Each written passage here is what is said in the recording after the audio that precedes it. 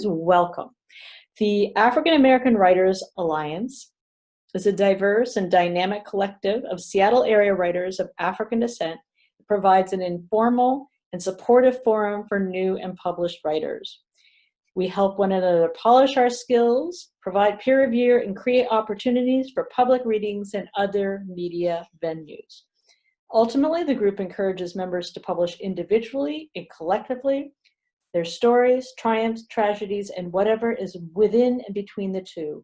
Those are the history of African Americans. So, founded in 1991, it is a privilege to have visited their reading series and had the opportunity to host them before.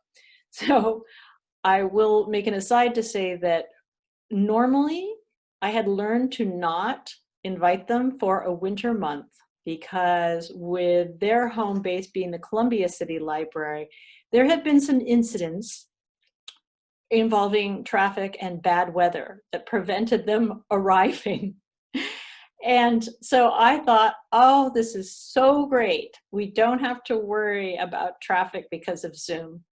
And then Georgia's power went out. So I am so glad that whoever it was who was up in a cherry picker, as they call them today, up in a cup, at least got your wiring back. So I'd like to, just before I do a full introduction for Georgia, I'm going to open it up to either Georgia or Minnie to just tell a little bit about your reading series. It's actually, I'll unmute both of you so that you can just let people know a little bit. There you go. And Minnie, why don't you go ahead and unmute and just, sell your series. You're up, Georgia. Good evening, everybody. Thank you so much for joining us. As Peggy said, the African American Writers Alliance was founded in 1991 by Randy Eddings, and we have moved steadily since then, and we're getting better and better, and you can check out our newest website. This is the third one, but this is the newest and the best. We get better and better at AAWA Seattle, 1991. 1991 is the year that we were founded. And we write, you name it, somebody in the group writes it. And we're writing more and more, and I'm hoping that continues to be the case. It is a beautiful new website. Gorgeous. And could you just speak to what you host on your Sundays? Is it the first or second Sunday of the month? On the second Sunday of the month, with the exception of May, because that's Mother's Day, and August, because that's our vacation month. We meet ordinarily at the Columbia Branch Library. But since March, we've been meeting virtually. And so we have not skipped a month. We're steadily going. And then on the third Thursday of the month, we have something called Poetry and Prose. And that's doer, but lots of fun and a bit different from this one. But everybody gets a chance to read. And that's the important thing, that people come and share what they have written. And we have fun doing that too. So all the time. And we're getting, especially January and February, those are our busiest months. We have a number of readings planned between now and February, or the end of February. And our biggest project is one for the Burien Heritage Library. For the first time, we've been invited to put a display in the window, and it's going to be up for almost 3 months. Nobody's ever asked us to do this, so we're just very, very proud. And you can count on me to let you know when it's set, so you can go over and see it. Okay? Perfect. I'm jealous. We missed March. It's about time. I was out of town, and so you guys, you didn't miss a beat. We missed one beat. Well, I never heard of Zoom on March 11th. And so I think I did Sunday school 2 Sundays, I believe, on the telephone. And when I found out about Zoom, so now I think I'm hosting 6 programs now. I'm just zooming away. If you know Georgia, you know that she was always zooming away. She just now happens to be doing it on a software platform. All right. What we're going to do, we've decided this, since Georgia's got the most material, that we're going to come back around to her. So I would like to introduce Minnie Collins next. Minnie is an award-winning English professor emerita, the author of The Purple Wash, Palm Power, Hearts in Harmony, and Seattle's historical Liberty Bank Building Apartments commemoration plaques on 24th and Union. She's also been published in Raven Chronicles, Emerald Reflections, Fly to the Assemblies, Seattle and the Rise of Resistance, Voices That Matter, Threads, Washington College Humanities Association, Cross Currents, BlastPass.org, and the Avocet Nature Poetry. She is listed in Seattle for Culture's touring arts roster, and she lives by the credo, compassion for nature and equity is her mantra. More details at their absolutely beautiful, you've got to check it out tonight, website, which I've been drooling over all day. So, welcome, Minnie. Oh, welcome, Peggy, and all of the members of It's About Time. It's so good to see Sally, Amy, Isom, Jay, and others that I don't see, including Georgia. We've been busy all day trying to get the power to work. But now her light is shining. Okay. I would like to read 3 poems. The first one is called Honoring the King. I see this as maybe relevant because of so many programs starting this weekend to honor the legacy of Reverend Dr. Martin Luther King Jr. Here we go again, reflecting, looking backwards, romanticizing the dream. Singing, we shall overcome one day, celebrating the Nobel Peace accolades across America to Hiroshima, Toronto, and even after a long fight for a national holiday. Here we go again, seldom understanding or even acting on King's message. King's message is, nonviolence is an organized struggle. Nonviolence is resistance through mass momentum. Nonviolence is direct action, not passive propositions. Nonviolence is a coercive means of social, political, and economic change. Although outlawed discrimination, it still exists today. Fertilized by fear, over 500 years old. Seeds of fear, fertilized. Fear creates a loss of power. Fear hates a loss of privilege. Fear hates a loss of feelings of superiority. Fear hates a loss of rights, skilled jobs, voting. Fear hates others getting special preference. Hate, fear, all agree that affirmative action is obsolete. Even though court challenges today people's current votes. Remembering these fears require direct action. Not one day, as the song goes, but today. Rebuffing the master government's prison industry and institutionalized form of slavery. Families separated from children. Not one day, but today. Recoiling at paying $34,000 per person per year for 3 strikes you are out. Not one day, but today. Honor the King with songs of We Shall Overcome. Stop holding hands and singing and swaying to We Shall Overcome. Instead, rebuff these industries, these institutionalized forms. Pull up those seeds of fear. Weed kill them, blowtorch them. Reseed with kindness, respect, understanding, voting. Even a smile, a nod today when we can't see each other. We are visible. We matter today, not just tomorrow or any day. And the second one is, Dear COVID-19. This is a letter to Dear COVID-19.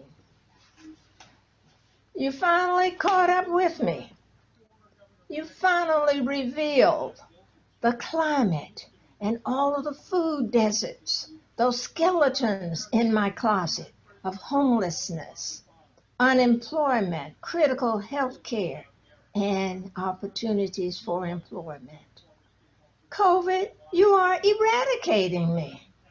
We have high rates of diabetes, heart problems, stress from birth to death. Ironically, I am COVID fighter. I refuse to have an infectious disease destroy me. COVID, you have cough shamed me, quarantined me, flattened me like a curve. I'm doomed to scrolling endlessly into infodemic bad news. I'm hoarding like a hamster, yet told to stay home and be strong. COVID, you are not an equalizer. We are not in this together. We will not get through this together. We do not want a new normal. Being normal is just what it used to be. Nothing is new. Nothing has changed. Only new euphemisms. Enduring they may be, endearing, you are not COVID. And the last one is from this book that just came out. My most recent poem is called The Avocet. Ooh, can you see it? Winter 2021. This is a journal of nature poetry. Spellbinders. Drifting on streetlight rhythms, bonding friend and foe, sculpting magical joy, are 4 feet layer hedge cakes with 2-inch crystal frostings, cool whipped top laurels, sprinkled with holly. Whisk meringue topped hydrangeas and rainbow ribbon candy, sparkle ice and lemon sorbet palms, dunes for inner tubes and radio flyers, conifer canopies shelter seeds for scurrying footprints, replenishing those thirsty tubers longing for sun. These are Jack Frost's spellbinders. That's it. I'm finished. Thank you so much. Oh, those are definitely speak very much to the here and now. Thank you so much for being part of tonight. I'd love to now welcome Sally. And since I don't have a bio to read for Sally, please feel free to introduce yourself to us. I understand you read last Sunday, so welcome. No, I didn't read last Sunday, but I will read You were today. a guest. Yeah, I was a guest. You were a guest. Yes. Yeah, I've been in Seattle for a good long while and spent a fair amount of time teaching in the Seattle Public Schools. I also right now enjoy gardening and have a pea patch plot that I share produce with friends in the food bank and do the same with my garden. So yeah, that's enough to know about me for now. I have a poem called Another Pandemic Poem. Or, do you want anything from the store? The carton of eggs needs replenishing. The cookie jar holds nothing but crumbs. The milk jug has but a splash for tomorrow's coffee. But I want to walk down each aisle. I want to stop and ask, what are you making for dinner? I want to see your smile and pause and get lost in descriptions of the salad and its dressing, the pasta swirled in homemade pesto, and the dessert you're considering. Yes, and I want to talk with the cashier about the sun, or more likely, the rain, and be asked, would you like double bags?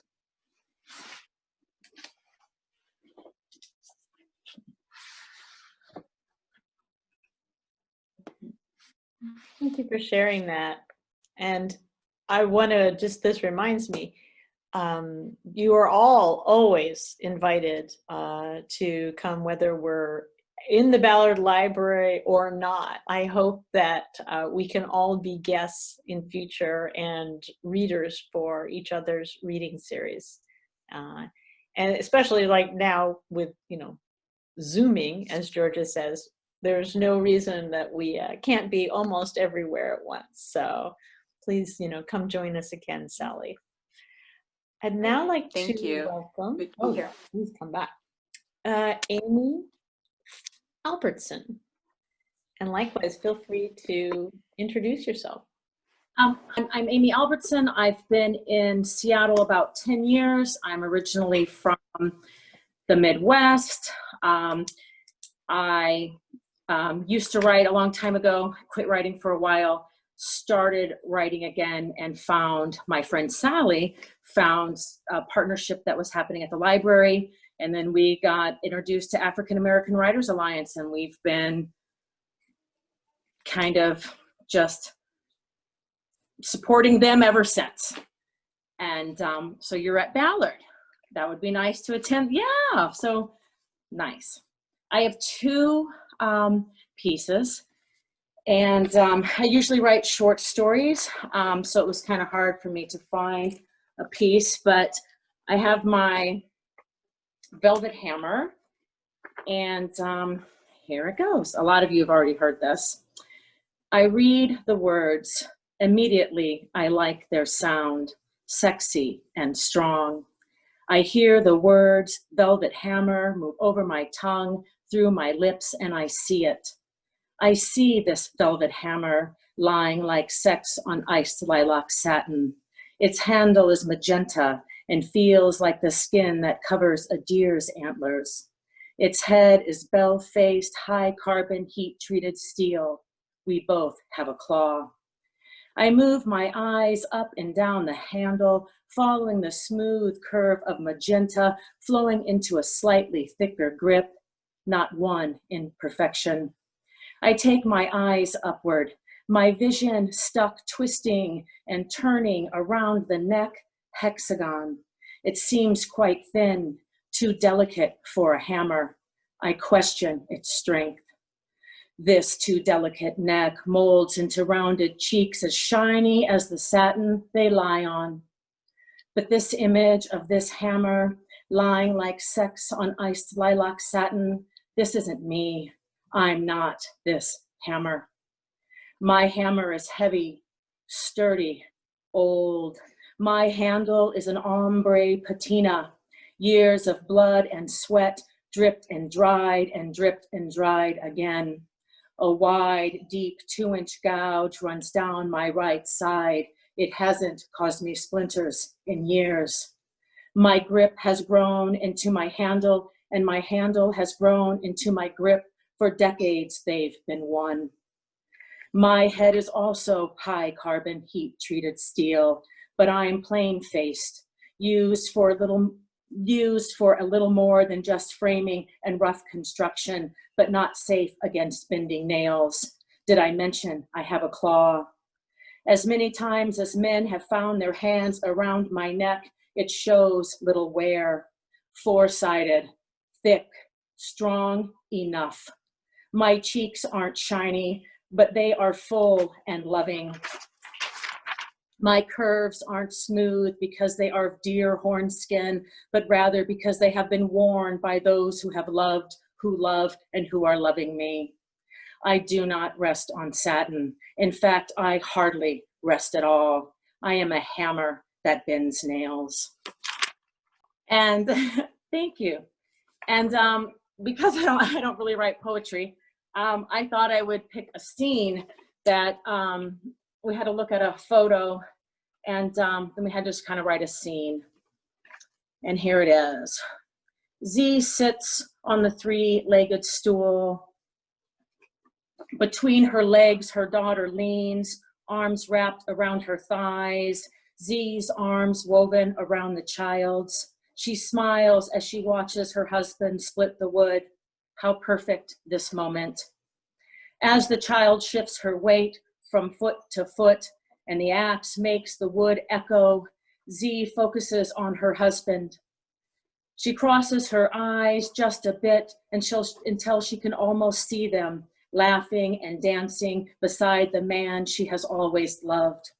She can hear her mother's voice, soft and low, a sound you had to stop and pay attention to, and her father's laugh from deep within his large frame. It bellowed in cycles of three, and her brother hiding the small seed under leaves for the children, to have them alive again, her family, to help her husband cut the wood, to stoke the fire, to spit the pig, to turn the meat, to celebrate the land. Z sits on the three-legged stool, her daughter between her knees, and she feels the stones beneath her feet, smooth and cool. They spent all summer dragging those rocks from the river bed to their little patch of land on the hill. They built that lanai, she and her husband, the first summer they were married. It was hot, it was hard, it was everything. They built their house just like their parents, grandparents, and everyone before them had. It had always been done that way before people started heading down the mountain. Z grabs onto her daughter and gives her a squeeze, giggles in her ear, then places a kiss on her cheek. How she wishes for her to stay young forever, never go down the mountain. She looks around, her husband hauls the wood to the pit. She tastes the flesh falling from the bone, dripping with fat, and she remembers the nights of 50 or more gorging on food and laughter, and tonight there will barely be 20. She has gone down once when she was wild and young with the boy. It was loud. The people walked fast, their heads down, everyone chasing something, while stray animals and people roamed under their feet. It was cold and hollow like hopelessness. They could not stay. She thought, hoped it would be the same for her first daughter. It wasn't. She heard the noise as music and the chasing as a dream, and she was down the mountain. Z sits on her three-legged stool, her youngest daughter between her knees, and she leans against the wooden post formed from the very tree that once held a heart carved by her true love, and she wishes for her daughter to know that kind of love, her kind of love, her kind of life, the one that is simply beautiful, roaring with love, the one where you rest on a three-legged stool built by your grandfather, hold your daughter in your arms, with your arms woven around her, feet firm on the earth as your husband builds the fire for the feast to celebrate the land. The one where this is the dream that need not be chased. I'm so glad to hear that you came back to writing. Thanks to everybody who's like been encouraging you. Well, thank you. It goes to show there's wonderful, communities, and I know that Caleb has talked about the Seattle. What's it called? It's kind of a Seattle rights program that is Right. in places. Yeah, and just those I know have come back online, and so I think I just know that I'm more grateful for the library every single day. In fact, I just found out yesterday they have another free program I didn't even know about called Access, and Oh, it's the Hoopla and Canopy, and so you can start like watching like every documentary like ever made by PBS, BBC, etc. So I was doing better before I found out about all the free things I could be doing for the library. They have been so supportive, and it was long my dream to be able to record and share the readings, because it was certainly difficult for people to come to Ballard or different parts of Seattle at 6 o'clock and get their cars out of the parking garage by 7:45. So this has been one of those silver linings in terms of being able to reach so many other people in the writing community and outside the writing community. I have a lot of my Cancer Lifeline writers are here tonight, so thank you all. We are now going to have a open mic from Kevin O'Conner, and then we're going to be going to Georgia.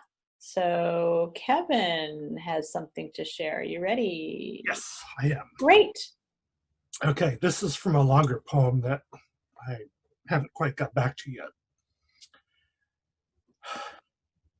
In the days since, we have seen the crowds with their flags and their hats. We have seen new atrocities from new angles, cut up for consumption after being dumped like sides of beef on a walk-in freezer table. And we have consumed. We have listened to the commentary of astonished anchors and pundits. How could this happen?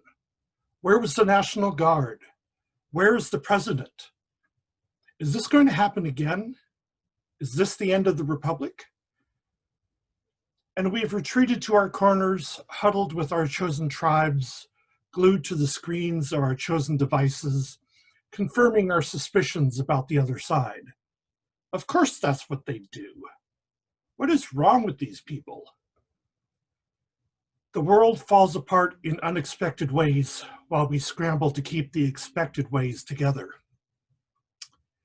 We've had heavy rains lately, creating a higher risk of landslides. They say we should avoid traveling through affected areas. Is this going to happen again? Thank you.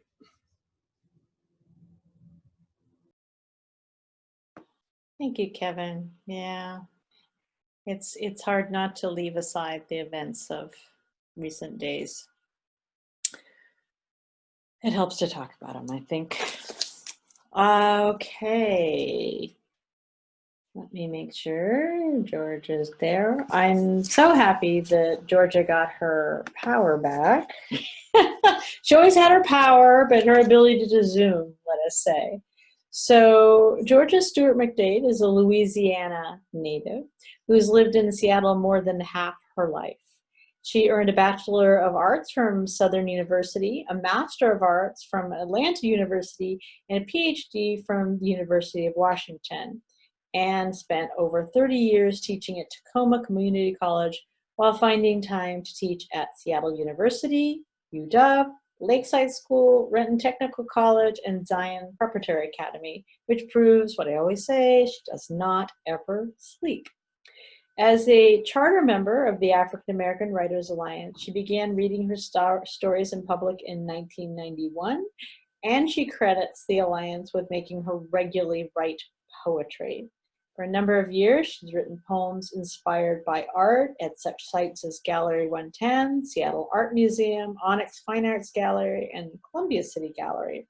A prolific writer, she has works in the AAWA anthologies, I Wonder as I Wander, Gifted Voices, Words, Words, Words, and Threads. Her works include Travel Tips for Dream, questions and answers about her 6-month solo trip around the world, Outside the Cave and Outside the Cave 2, collections of poetry, and numerous essays, stories, and other poems. Among her several writing projects are, and at the time she wrote this, was 2 biographies and journals kept during her travels, not sure how many more. And in answer to a question that she used to pose, about whether she should ever stop writing about Emmett Till, the answer is no, never, never, never stop. Welcome, Georgia. Thank you. You have a good memory. I've thought about Dr. King so often. Something happens and I wish people who are no longer here were here. And then other times I say, oh, I'm so glad they didn't see that. So that's what's been happening. And I decided that I would read a poem that I wrote some time ago, but it's what I want and it's what I think all of us need to understand. And I call it real peace, because sometimes some people's idea of peace, well, it's just not the same as somebody else's idea. So I thought I would try my best to explain real peace. Real peace means no war, of course, but real peace demands so much more than no war, though no war is an excellent beginning. Peace requires no fear of war. The physical body must be saved. There is more than adequate food, shelter, attire, and there is no worry that anyone, not to mention all 3, will disappear. This physical body gets preventive medical and care and treatment when needed, and there's no worry that benefits will be reduced or exhausted, nor service denied. The mental body must be at least equally safe. Some argue safer. Peace provides space for education, a good, solid education, full of knowledgeable teachers who recognize the humanity of all and do not see differences as inferiority. Questioning without fear of repercussion is ever the case. Peace also allows spiritual development of any and every variety. Again, there's no fear. The stress created by the lack of any one of the above can shatter peace, overtly or maybe covertly, but shatter peace nevertheless. And all of us are not always like the oyster. Stress does not always result in our creating pearls, though this stress may indeed make us shells of ourselves. Finally, real peace allows us to pursue happiness as we see fit, when that pursuit harms no one. Opportunity and justice permeate this paradise. The ever-present governor, without exception, recognizes that no pursuit of the ultimate personhood and real peace diminishes another, because the other is always included. Thank you. This next poem is, it's an old one too. I think about the people trying to explain this to the children, and especially those who've taken children there, who've been captive, who've seen it, and the awe, at least when I was there, there's people, and then to see it like that. So I call this child and an adult watch TV. Why are they sicking the dogs on the people? Why are the water hoses turned on people, asked the child. The people want to vote, said the adult. No, said the child, I mean, why are the dogs trying to bite the people? Why are police spraying them, knocking them down with the water? People want to vote, said the adult. People will certainly be wet. They may be bitten, said the child. And what the people to do is vote, said the child. Yes, said the adult. But isn't voting a right? Aren't all citizens supposed to vote as a child? That's right, baby. Voting is the right of a citizen. Yes, you're right. I don't understand, said the child. Neither do I, said the adult. Neither do I. And that's the way I feel about,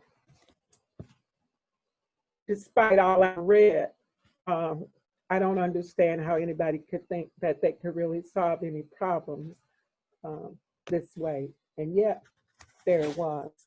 And it reminded me of something I wrote, when was it? I don't remember. Oh, in 2014. It's another one of those things, not quite like Emmett Till, but it's an image. I remember when they integrated Central High School in Little Rock, Arkansas. And a few years ago, I finally made it to Central. And of course, I went on the tour and I went to the school and whatever. And I remember this picture. I don't know, most of you probably, I know you've seen this picture. And I don't know if you can see it. Maybe I put it up here. I don't know. It's the day that the Little Rock Nine were supposed to go to school. And because they were warned of danger, they decided not to go. But, and I always forget which one. I want to say it's Minnie Jean, but one of the girls didn't have a telephone, so she didn't get the message. And she went to Central all by herself. And there were all of these people, men, women, and children, jeering. Oh, it just had to have been awful. But you as soon as you can find this picture. But I got the book, and I read the book, and I read about her. Her name was Hazel, the one young white woman who was whose pictures were horrible. And I did not know that she wasn't even a student at the school, but she was out there. Fall 1957, Little Rock. Elizabeth wanted to go to school, a school the Supreme Court said she could attend. Thousands, really millions, didn't want Elizabeth to go to their school. Elizabeth's flaw, Elizabeth is Black. Hazel is only one of those persons, one of the persons who did not want Elizabeth at her school. No, Hazel was by no means alone. That ubiquitous, everybody was doing it. Her family, friends, and community raised as much as she. Hazel was at the site heckling with all her might. See her photo? Adults of all ages. Why wouldn't the kids do it? Snarling face, nigger spouted countless times. 2, 4, 6, 8. We don't want to integrate. Exactly what was Hazel saying? One, not only that, pleasant words. Hazel was saying something to hurt Elizabeth, something to make it plain Elizabeth was not welcome. How could Hazel know this would eventually change her life for good, or at least forever? Fortunately or unfortunately, Will Counts took a photo, a record for eternity, but at the time, a record for the world, a record that would change both girls' lives forever. Years would pass before Hazel would say, one moment shouldn't define a person's life. And Hazel is right. As she was wrong that September day in 1957. But so often what's right does not rule. Sometimes for a little time, but sometimes for one's lifetime. And I thought about who on film, no mask, and they had a legitimate reason to have masks, and how their lives, for many of them, it will be before that storming and after that storming, and they are not going to be able to erase it. And it just makes me sad that so often we human beings do these kinds of things, okay? I have 659, so that's perfect. I'd like to thank all of the attendants, everybody who took the time out of. And we don't actually have to leave now. So if you wanted to read something else, you could, but I know you have another meeting. So Yes, I do have one at 7:30, but I did. Did anybody else come in who wants to read? That's what I would yes, like. anybody else? Thank you, Georgia. That was, So welcome. you know, you're so right in terms of, I'm thinking about last week and Yeah. oh my gosh, yeah, that is going to define. Six people Yeah. are dead and So often people what's have right. abandoned it. You know, and I was also thinking about how the fact that how you, especially the African American Writers Alliance, is too often asked to be, well, often not asked every month of the year, but so often in January and February, which I'd sort of forgotten. We had a miscommunication in December. I remember the first time I asked you to read in October, you were like, oh, it's so nice to be asked to read in October. And not just February, but it kind of slipped up on me. Anyway, okay. Well, does anybody else We sort of? started for October and we made it. So Yeah, things kind of have that way of slipping. It's sort of like your annual physical. You know, by the time you remember to call, it's always like a month later. So, okay, last chance, everybody, for open mic here. We've had a lovely crowd of 22 attendees, which is pretty much wonderful any month, and especially in a time of power outage. And what I generally do now, unless anybody else wants to read, is I stop recording, and then you can unmute yourself and you can chat, but without having the librarians put away the chairs. Not worrying about your car. It's very restful. You don't have to drive home.